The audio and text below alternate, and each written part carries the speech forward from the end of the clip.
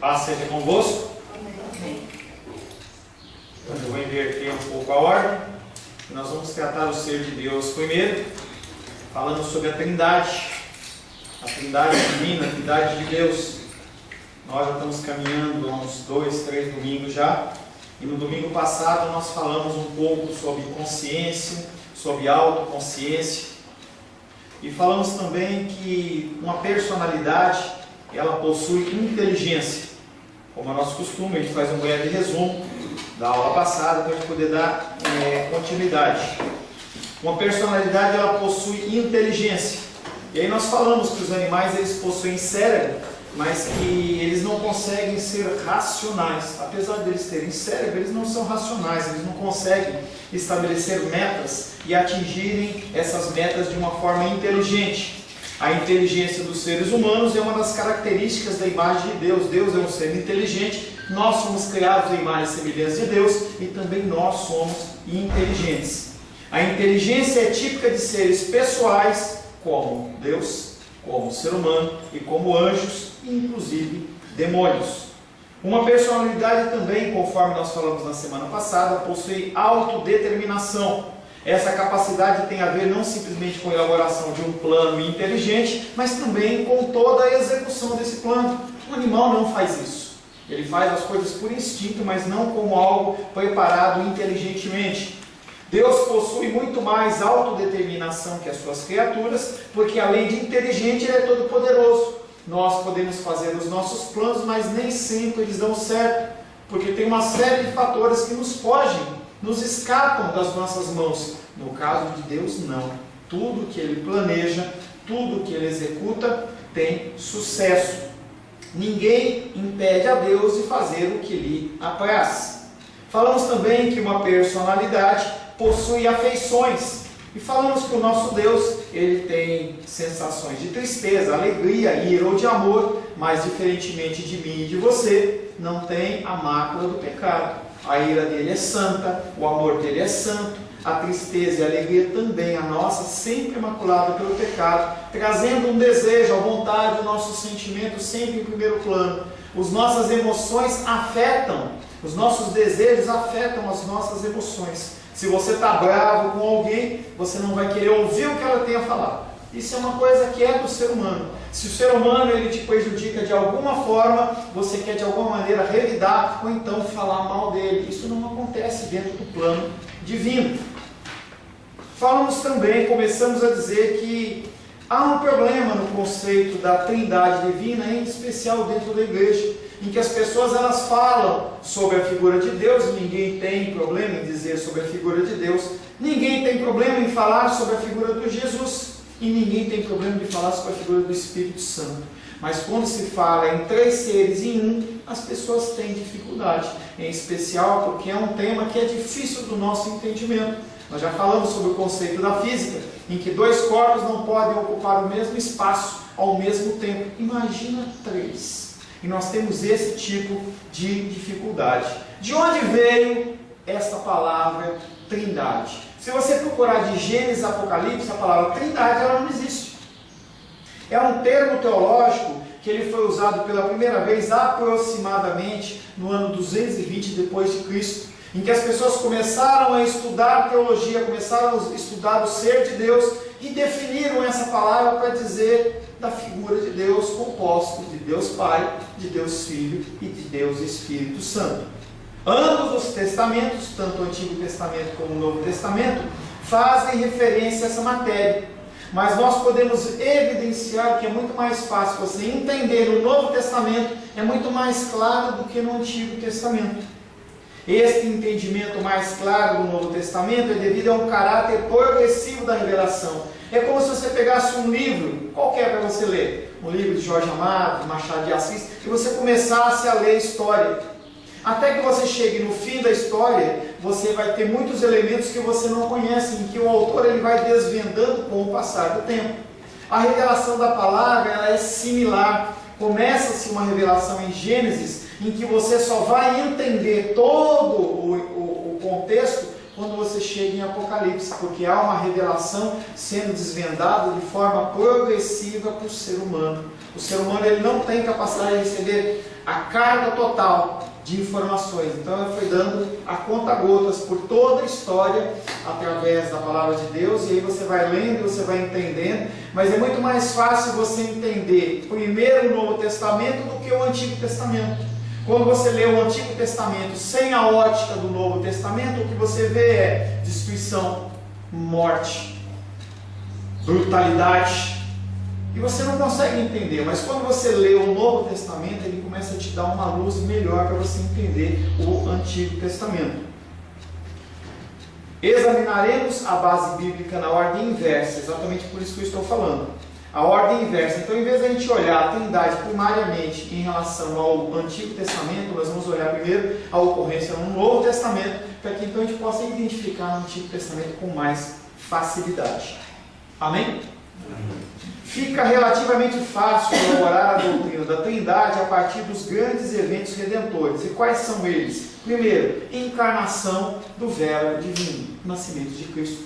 E também o segundo, que está lá em Atos, que é o derramamento do Espírito. São dois fatos muito fortes e marcantes dentro do Novo Testamento, que apresentam duas figuras que estavam meio que aparentemente sumidas, mas que sempre estiveram na história: a figura do Espírito Santo e a figura de Jesus Cristo.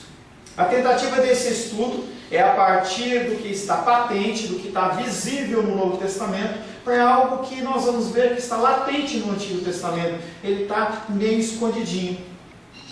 As passagens, estudaremos as passagens que falam tanto da divindade de Cristo, como da divindade e personalidade do Espírito Santo. Primeira coisa que nós vamos estudar é sobre o batismo de Jesus. Abra aí Mateus capítulo 3.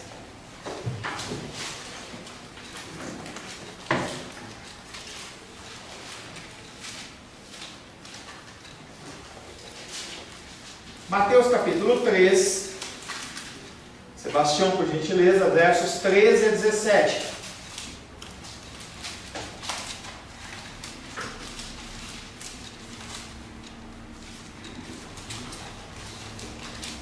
Mateus capítulo 3, versos 13 a 17.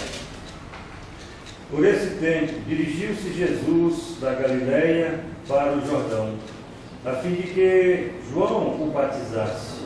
Ele, porém, o dissuadia, dizendo: é que preciso ser batizado por ti, e tu vens a mim?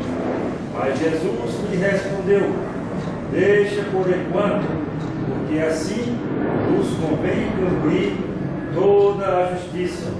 Então ele o admitiu. Batizado Jesus, saiu logo da água, e eis que lhe abriram os céus, e viu o Espírito de Deus descendo como pomba, vindo sobre ele.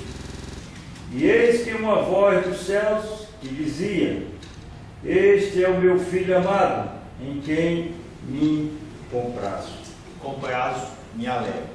Nesse texto, que também ele é lido em Marcos capítulo 1, 9 a 11, Lucas 3, 21 a 23 e João 1, 32 a 34, ele fala exatamente as mesmas palavras nesse texto, apresentando o batismo de Jesus, em que Jesus ele vai até João Batista para ser batizado, e João Batista fica incomodado, porque ele reconhece na figura de Jesus o Messias que havia de vir. E aí ele fala algo semelhante que Pedro fala assim: não, você não vai lavar os meus pés não. E aí João Batista olha para ele e fala assim: não, eu não posso ser batizado por você. Ou melhor, eu não posso te batizar. Na verdade, quem precisa ser batizado sou eu, o Senhor é o mestre. Mas aí o Senhor ele vem cumprindo as Escrituras, porque estava escrito. Tudo o que Jesus fez é porque estava escrito. E o que está escrito tem que ser cumprido. Tanto que as últimas palavras de Jesus na cruz do Calvário é: está consumado. Tudo que foi escrito a respeito de mim no Antigo Testamento, eu cumpri. E aí nós passamos para a segunda parte desse texto, em que ele fala: batizado Jesus, verso 16, saiu logo da água, e eis que lhe abriram os céus, e viu o Espírito de Deus descendo como pomba, vindo sobre ele, e uma voz dos céus que dizia: este é o meu Filho amado, em quem me comprazo, em quem me alegro. Essas passagens falam do Filho encarnado que está diante de João Batista para ser batizado, enquanto o Espírito Santo desce do céu tomando a forma corpórea de uma pomba. Era uma pomba, um passarinho? Não, não era. Era uma forma corpórea. Era como as pessoas olhavam aquilo e conseguiam identificar. São manifestações chamadas de teofânicas. É como Deus ele se manifesta para que o ser humano possa enxergar, porque é a vontade dele. Não é uma pombinha. Então, nós temos que cuidar dos bichinhos, mas se você matar uma pombinha branca, você não está matando o Espírito Santo. Tem muita gente que tem esse medo. Se eu matar uma pomba, eu estou fazendo alguma blasfêmia. Não tem nada a ver. Tá? Enquanto o Espírito desce do céu, tomando a forma corpórea de uma pomba, e ao mesmo tempo ouve-se a voz do Pai dizendo algo sobre Jesus Cristo, chamando-o de Filho amado. Nesse texto, percebe-se 3 pessoas. Tranquilo? Dá para ver claramente a figura de 3 pessoas. A figura de Jesus Cristo sendo batizado, a figura do Espírito Santo descendo como forma corpórea, e a figura de Deus não sendo visível, mas ouvindo a voz dele. E não 3 modos diferentes de uma pessoa se apresentar. Eu posso me comunicar com você por telefone, eu posso te visitar, posso passar um zap, posso passar um e-mail. Não são formas diferentes de Deus se manifestar. São 3 formas diferentes de 3 pessoas no mesmo lugar. É diferente. Não é Deus se manifestando de 3 formas diferentes, mas é Deus composto por 3 personalidades que se manifestam naquele momento. Embora a ênfase maior da ideia da pessoa recaia sobre o Pai que fala e o Filho que está sendo batizado, todavia o Espírito aparece de forma distinta nas outras 2 pessoas. Tudo bem? Entendido? Dúvida? Vamos conversar? Quer perguntar alguma coisa? Isso é importante. Tudo bem? Dos reis? Tudo bem dos reis? Tudo bem. Não estou te vendo, você está escondidinho aí. Pula de cadeira para cá para eu poder te ver. Pula para cá a hora dos reis. Pula para cá para eu te ver, vai. Tá bom, pode deixar. Tá? Segundo, textos da fórmula batismal. É um texto que nós usamos quando nós somos batizados. Todos nós aqui fomos batizados a partir da fórmula batismal. A unidade do ser divino está evidente no fato de que os atributos da divindade são aplicados indistintamente a cada uma das 3 pessoas. Estamos falando de qualidades, de ações das 3 pessoas dentro do batismo. Mateus capítulo 28.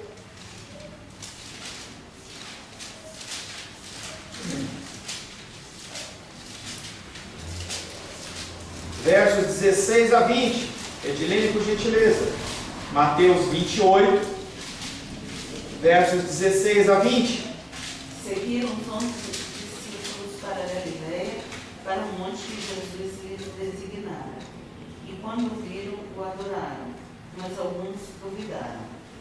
Jesus, aproximando-se, falou-lhes, dizendo: Toda autoridade me foi dada no céu e na terra. Ide, portanto, fazei discípulos de todas as nações, batizando-os em nome do Pai, e do Filho e do Espírito Santo, ensinando-os a guardar todas as coisas que vos tenho ordenado. E eis que estou convosco todos os dias até a consumação do século. Marcos capítulo 16, versos de 15 a 18. Evangelho de Marcos, capítulo 16, versos de 15 a 18. Menízia, por gentileza. 16. Marcos capítulo 16, versos 15 a 18.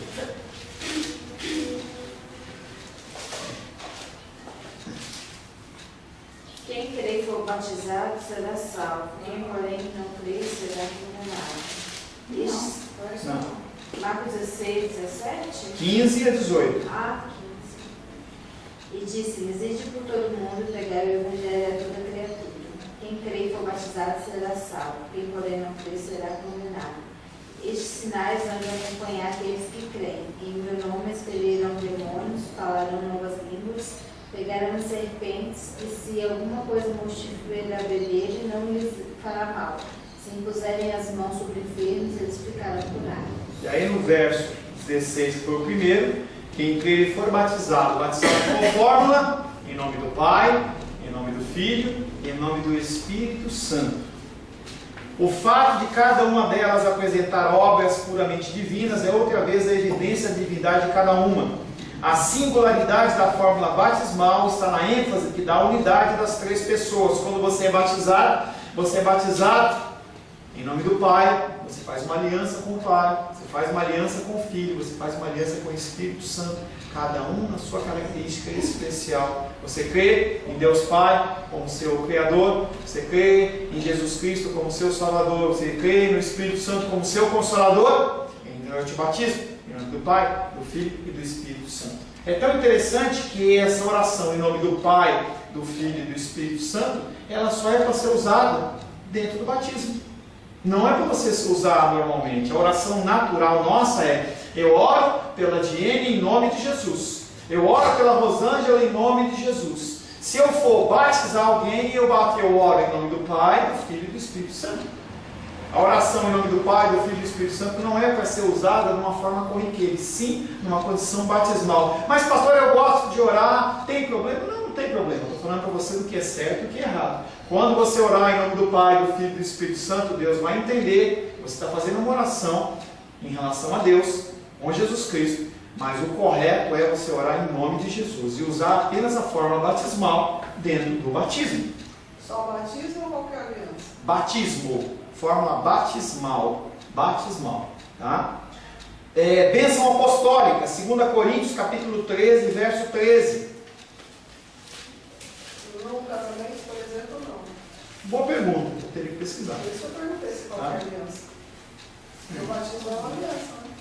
O batismo é aliança. O que é evidenciado dentro da palavra eu não sei se dentro da igreja, dentro do costume da igreja, dentro do conceito de igreja primitiva e tudo mais, se era usado isso.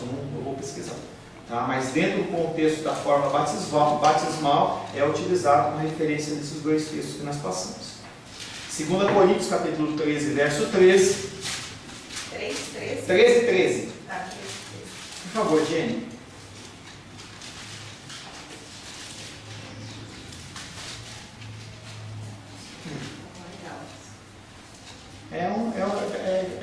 Nem sim. Tá certo.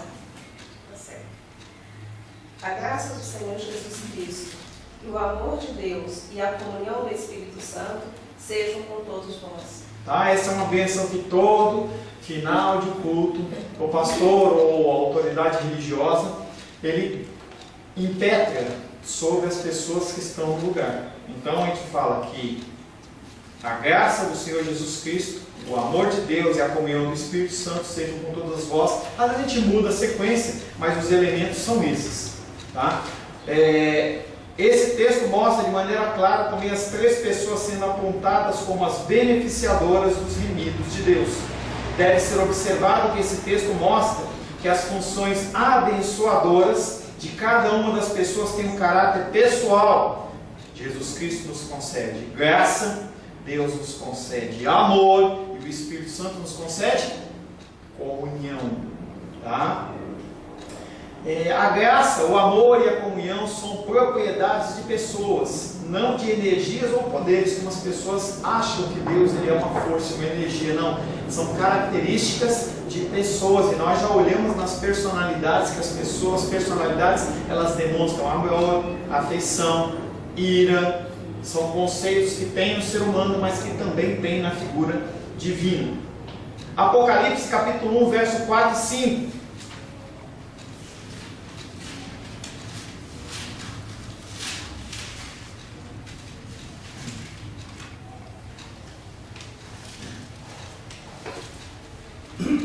Apocalipse capítulo 1, verso 4 e 5.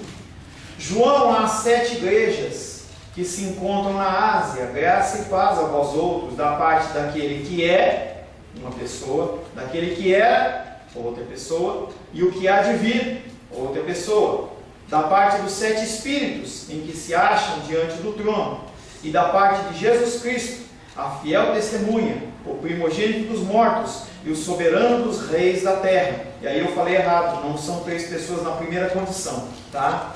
Levamos novamente. João às 7 igrejas que se encontram na Ásia, graça e paz a vós outros, da parte daquele que é, que era e que há de vir, figura de Deus, da parte dos 7 espíritos, que é a figura do Espírito Santo, e da parte de Jesus Cristo, a fiel testemunha, o primogênito dos mortos e o soberano dos reis da terra. Esse texto mostra as 3 pessoas juntas, mas com nomenclaturas diferentes, conforme nós já falamos. Portanto, graça e paz e amor vêm do Deus triuno. O curioso é que a bênção de Arão, lá em Números, vamos lá, Números capítulo 6, versos 23 a 26. Números 3, versos 23, 6, né? Números 6, versos 23 a 26. E aí ele vai dar a bênção sacerdotal. O 22 começa: Disse o Senhor a Moisés: Fala a Arão e aos seus filhos, dizendo: Assim abençoarei os filhos de Israel, e dir-lhe-eis: O Senhor te abençoe e te guarde. O Senhor faça resplandecer o rosto sobre ti, tenha misericórdia de ti, e o Senhor sobre ti levante o rosto e te dê paz. Assim porão o meu nome sobre os filhos de Israel, e eu os abençoarei.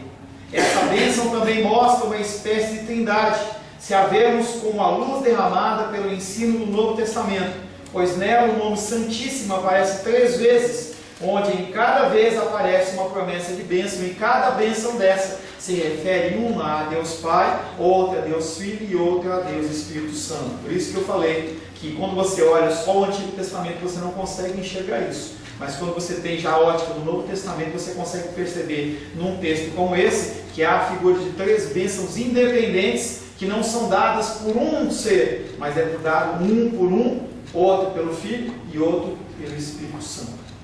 Textos gerais sobre Trindade. 1 Coríntios, capítulo 12.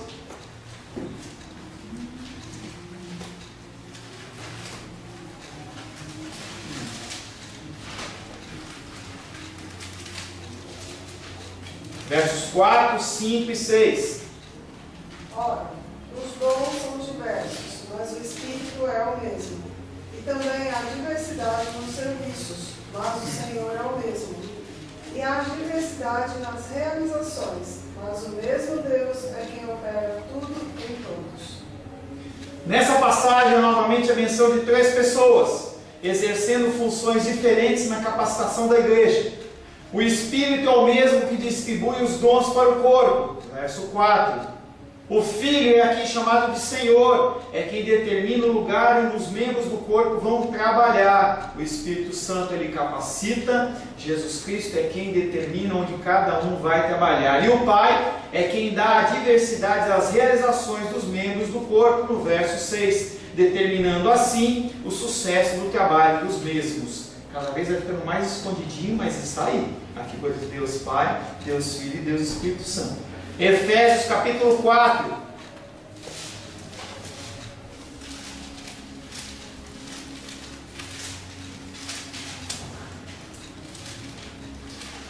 Versos 4, 5 e 6. Efésios 4, versos 4, 5 e 6. Mas somente um corpo e um espírito, como também foste chamados numa só esperança da vossa vocação. Há um só Senhor, uma só fé, um só batismo. Um só Deus e Pai de todos, o qual é sobre todos, age por meio de todos e está em todos. Achou? Efésios capítulo... Depois de Gálatas. Não, deixa eu Hã? É porque eu já um pouco para deixar. Nessa passagem, Efésios capítulo 4, versos 4, 5 e 6, Paulo trata da unidade do corpo, dando várias evidências da mesma. A característica importante é que essa unidade gira em torno das 3 pessoas da Trindade. Há um só Espírito, há um só Senhor e um só Deus e Pai de todos. A Trindade, como no texto que nós lemos anteriormente, 1 Coríntios 12, 4 a 6, é a mola mestra da vida do corpo. Sem as pessoas da Trindade, o corpo não pode funcionar. Nós precisamos da ação da Trindade sobre as nossas vidas. E cada um tem uma função nas nossas vidas. Efésios capítulo 4, verso 4 a 6, eu vou ler de novo. Há somente um corpo e um Espírito, como também fosse chamado numa só esperança de vossa vocação. Há um só Senhor e uma só fé, um só batismo, um só Deus e Pai de todos, o qual é sobre todos, age por meio de todos e está em todos. 1 Pedro capítulo 1.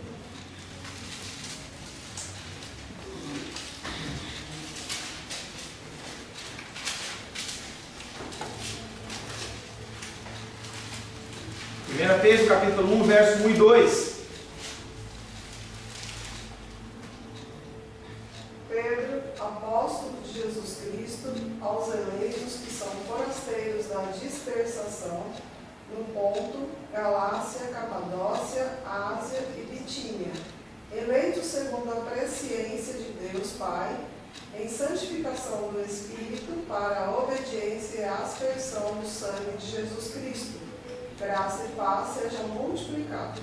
Em especial no verso 2, o conhecimento de Deus Pai, santificação do Espírito e obediência e aspersão do sangue de Jesus Cristo. Novamente as três pessoas. Enquanto as duas passagens acima têm a ver com a capacitação da igreja, essa tem a ver com a obra da salvação das pessoas da Trindade. O Pai é o responsável pela eleição, é Deus que fala, é esse. A gente vê claro nos evangelhos, Jesus Cristo falando assim, olha, todos que o Senhor me deu, eu de maneira nenhuma lanço fora.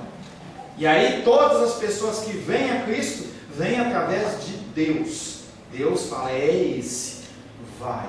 E aí Jesus Cristo, em algumas passagens, ele fala de alguns textos que... por que o Senhor fala em parábolas? Nós já falamos sobre esse texto. Por que o Senhor fala em parábolas? Eu falo em parábolas porque se essas pessoas ouvirem o que eu tenho a falar, de uma forma clara eles vão entender. Se eles entenderem, eles vão crer. Se eles crerem, eles vão ser salvos. Parece que é meio incômodo isso para a gente. Mas a verdade é que a figura de Deus Pai, Ele é aquele que leva as pessoas, é aquele que determina as pessoas, é aquele que fala, este é. O Pai é responsável pela eleição. A obra da redenção dos pecadores é feita pelo sacrifício de Jesus Cristo. Todos os que o Pai já deram a Cristo, tantos os que foram antes, os que viriam depois, todo o sangue dessas pessoas, os pecados dessas pessoas foram depositados sobre a cruz de Cristo, e Cristo, Ele levou o pecado deles, levou o pecado daquelas pessoas, e eles estão aptos a entrar na presença de Deus, por causa do sacrifício. E o terceiro é o Espírito, que faz a santificação dos eleitos. Então, você é chamado, você é eleito, você está na terra, e aí o Espírito Santo ele te convence do pecado, da justiça e do juízo, que a cada momento você é constrangido a mudar o seu comportamento, não para ser salvo, mas porque você é salvo. É algo que nós temos falado com frequência. Você age como você age, não para ser salvo, porque a palavra de Deus diz que qualquer trabalho, qualquer obra, qualquer coisa que nós façamos para Deus é como trapo de imundícia, sempre é maculado pelo pecado. Então nós não temos como comprar essa salvação, não temos como comprar essa redenção, mas nós temos a obrigação de, como os filhos e servos, agir no processo de santificação, que é Deus revela-nos a palavra, nós nos corrigimos, Ele nos revela novamente outra palavra e nós vamos nos corrigindo assim. Judas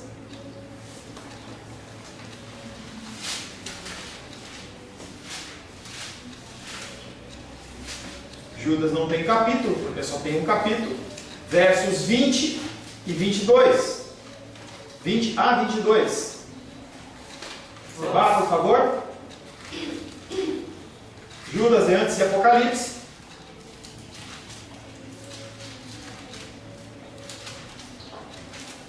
Qual versículo?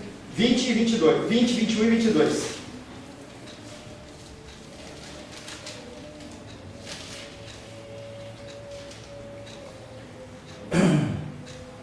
Vós, porém, amados, edificando-vos na vossa fé santíssima, orando no Espírito Santo, guardai-vos no amor de Deus, esperando a misericórdia de nosso Senhor Jesus Cristo, para a vida eterna. 22. Compadecei-vos de alguns que estão na dúvida.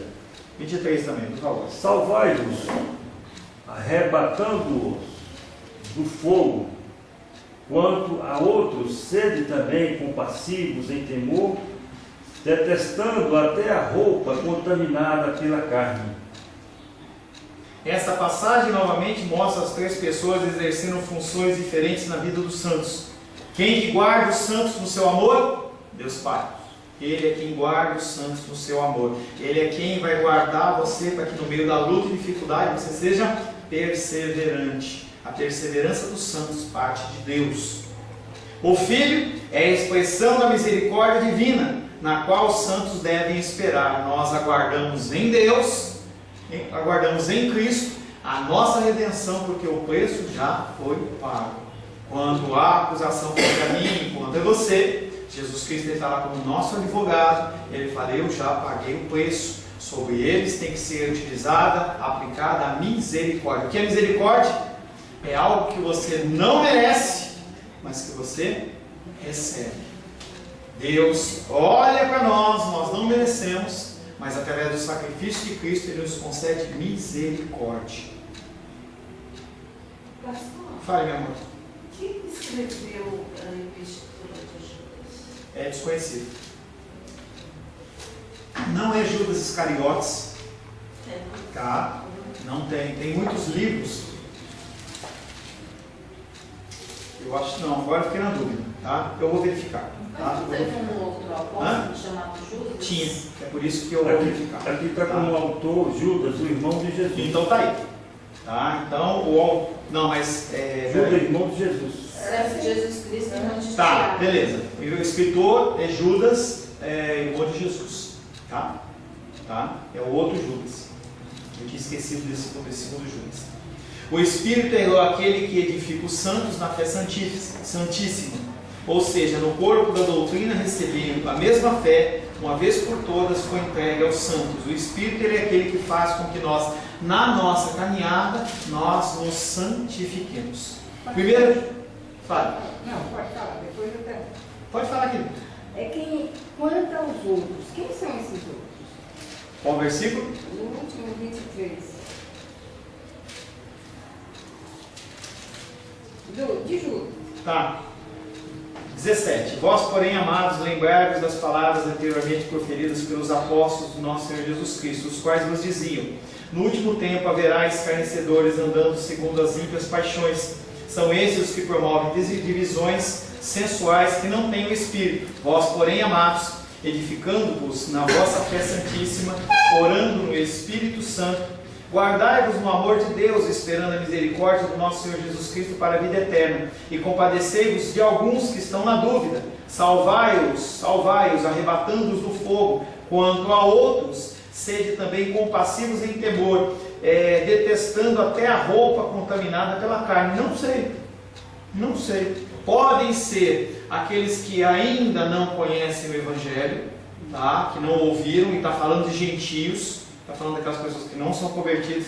Não está falando dos que estão duvidosos, porque os duvidosos estão no versículo anterior. Teria que verificar, teria que analisar Judas para estar descobrindo quem são esses outros. Mas provavelmente são os gentios que ainda viriam a se converter. Quando se fala de gregos na Bíblia, sempre que você vai falar de gregos, na sua grande maioria, não sempre, na sua grande maioria, ele está dando uma especificação para todo o povo que ainda vai vir a crer. Tá? Não está falando de um povo grego só da Grécia.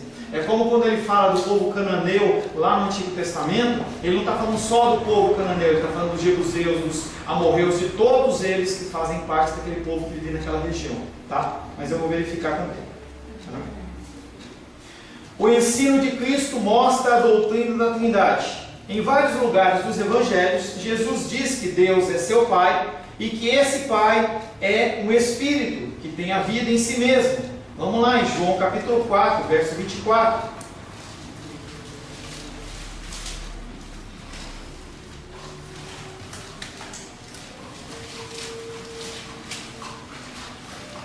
Deus é Espírito, e importa que os seus adoradores o adorem em Espírito e em verdade. 5:26.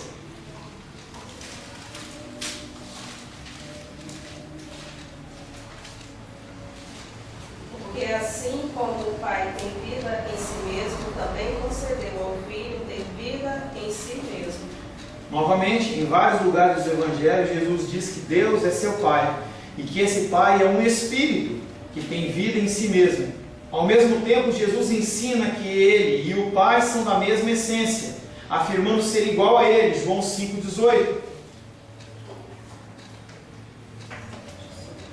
Por isso, pois os judeus ainda mais procuravam matá-lo, porque não somente violava o sábado, mas também dizia que Deus era o próprio Pai, fazendo-se igual a Deus. E aí os judeus começam a ficar bravos com Jesus, porque Jesus, além de ir contra a lei deles do sábado, ele também se diz igual a Deus. Ele está apresentando, Jesus está falando assim: eu sou da mesma essência. A figura de Deus, mas a minha pessoa. E nós dois somos benditos eternamente. Nós vamos ver um texto mais para frente em que Jesus, ele sempre existiu. E aí quando você olha, por exemplo, tem uma igreja, como está gravando, não vou falar o nome, tem uma igreja grande que dentro do estatuto da crença dela, ela fala assim, que Jesus Cristo ele foi a primeira criação de Deus. Ou seja, primeiro houve Deus, depois houve Jesus Cristo. Se dizem cristãos. Na verdade, isso é uma declaração que vai totalmente contra a divindade de Cristo. Cristo, ele existe desde sempre. E aí a gente pode entender que houve o início da criação de todas as coisas no sentido temporal nosso. E antes desse tempo, sempre houve a figura de Deus Pai, Deus Filho e Deus Espírito Santo. Esta igreja entende que Jesus Cristo é criado, é a primeira criação, a partir da determinação de que Ele é o primogênito dos mortos, é o primogênito da criação. Eles entendem que não, Jesus Cristo ele foi criado como uma divindade, como um ser maior, melhor do que os outros, mas abaixo de Deus. E isso é o mesmo pensamento que o testemunho de Jeová tem. O testemunho de Jeová ele reconhece a figura de Jesus Cristo como um profeta, mas não reconhece a figura de Jesus Cristo como Deus. E quando se olha para o Espírito Santo, ele fala, é apenas uma manifestação de Deus, a figura do Espírito Santo. O ensino de Cristo mostra no seu conjunto a harmonia que existe entre as pessoas da Trindade. Ninguém avança dentro da autoridade do outro. Em nenhum lugar você vê Jesus Cristo falando, não, esse aqui, mesmo que Deus não queira, eu quero. Todos eles foram definidos através de oração e o Pai sempre que trazia. Antigo Testamento. Volto a dizer que todos os textos do Antigo Testamento que serão citados ficam muito mais claros quanto ao entendermos à luz de uma revelação posterior. Eles são mais bem entendidos quando recebem a luz que vem dos textos mais claros do Novo Testamento, onde a revelação progressiva se torna mais evidente. A gente, conforme eu disse para vocês, ela é uma manifestação latente, enquanto dentro do Novo Testamento é uma manifestação patente. Acabei de olhar para o relógio, o nosso tempo faltam 3 minutos, eu não vou entrar nos textos do Antigo Testamento, mas alguma pergunta nos textos do Novo Testamento? Ficou clara a figura de Deus Pai, Deus Filho, Deus Espírito Santo no Novo Testamento? Sim ou não? Sim, tudo bem? Tranquilo? Então nós temos, só para fechar, nós temos a figura de Deus Pai, Deus Filho e Deus Espírito Santo. Cada um tem uma função, cada um tem uma ocupação. Os três eles são da mesma essência. Não há figura de Deus sem nenhuma delas. Eu ia trazer um ovo aqui para vocês para mostrar. Se eu mostrasse para vocês um ovo, você olha e pergunta para você, o que é isso? Você ia falar assim, um ovo. Mas se eu mostrar para você um ovo sem a gema e sem a clara, ele não é um ovo. Se eu mostrar para você só a gema, você vai falar, é a gema. Você não vai falar que é um ovo. Se eu mostrar para você só a clara, idem. É um exemplo banal para que você entenda a figura da Trindade, que são três compondo um único ser. Tudo bem? Está com uma carinha de dúvida? Tudo certo? Não é simples o assunto, tá? Porque o que eu falo para vocês não é algo que é natural para nós, mas é algo que é expresso em vários textos. Eu mostrei alguns para você. Mas a partir desta ótica que eu te dei, quando você lê o Novo Testamento e você vê essas figuras, você vai identificar. Seria muito mais fácil se nós tivéssemos esse Novo Testamento em grego, porque as palavras elas são diferentes. E aí o que acontece é que o tradutor ele vem e joga palavras comuns e a gente acha que é a mesma coisa e não é. Então seria a autocriação de Deus simultânea, né? Os três. Não a entendi. autocriação de Deus simultânea, os três. Não a autocriação de Deus, está falando em relação à criação, não a Ele, porque Ele sempre existiu. Nós vamos começar vendo na semana que vem o texto de Gênesis, em que quando Ele vai criar o homem, Ele fala, façamos. E foi bacana na aula passada, que o senhor mostrou o triângulo em pé, né, com o topo. E depois fez assim, né? Deitado. Exatamente. Que não tem assim uma não tem hierarquia, não há hierarquia. Apesar de nós olharmos para a figura de Deus como uma figura maior, e Jesus Cristo, como homem, ele se submete a essa autoridade, dizendo que realmente o Pai é maior, mas ele como homem, não ele como Deus. A figura de Deus Pai, Deus Filho e Deus Espírito Santo, elas são singulares, cada um tem a sua função. Eu já falei na semana passada. Jesus Cristo não convence ninguém do pecado, da justiça e do juízo. Ninguém. Quem convence é o Espírito Santo. Mas através do quê? Da palavra que é Cristo. A figura de Cristo, ele é a palavra. Algumas pessoas que eu já fiz discipulado, eu falo, Jesus Cristo, ele é o Logos de Deus, ele é a palavra. Em João capítulo 1, verso 1, eu vou retomar com esse texto no começo da semana que vem. João capítulo 1, verso 1, no princípio era o Verbo, e o Verbo estava com Deus, e o Verbo era Deus. João capítulo 1 fala desse verbo que é Logos em grego, que é a palavra. Se você tivesse que dar um nome próprio para a Bíblia, teria que dar o nome de Jesus Cristo. O Espírito Santo é quem nos convence do que está escrito aqui. Deus não está aqui, Deus não é a figura de Deus, aqui é a figura de Cristo, é a revelação do Filho. De Gênesis a Apocalipse, revelação do Filho. Os judeus olhavam para o Messias que haveria de vir, nós olhamos para o Messias que veio e voltará, tudo através da palavra. De Gênesis a Apocalipse, nós temos que encontrar a figura de Cristo. Quando você ouve uma pregação em Antigo Testamento em que não aponta para Cristo, algo está errado. E as pessoas elas têm o costume de pegar o Antigo Testamento com as histórias e tirar uma série de ilustrações que não estão aqui. Em que o crente ele é águia, o crente não é galinha, já vi pregação desse tipo. Não, o crente não é galinha, ele não enfia a cabeça na terra. Não, esse texto não está falando nada disso. Ele está falando da figura de Cristo. Está falando sobre a ação de Cristo. Tudo é Cristo. Por isso que você tem que sempre ler o Novo Testamento, você tem que se especializar no Novo Testamento para então ler o Antigo Testamento e entender segundo a ótica de Deus e não segundo a sua ótica. Que não você começa a pegar essas histórias proféticas aqui. Ezequiel tem muita história, né, dos reis? E aí você começa a ir naquela história, você viaja, entendeu? Achando, não, está falando de Cristo. Toda simbologia é figura de Jesus Cristo. Amém? Senhor, em nome de Jesus, nós precisamos da Tua ajuda, no sentido de entendermos, Pai, melhor o conceito da Trindade. Não é algo fácil às nossas mentes, mas eu peço a Ti, Pai querido, que o Senhor possa nos convencer, nos converter, que o Senhor possa nos dar a sabedoria necessária para que esses textos possam sedimentar o conhecimento de que o Senhor é três e o Senhor é um, composto, Pai querido, de três seres da mesma essência, sem a qual, se não houver, Pai, a figura de um dessas pessoas, não há a figura divina de Deus. Nos abençoa, nos ensina, é o que te pedimos, Pai, em nome de Jesus. Amém.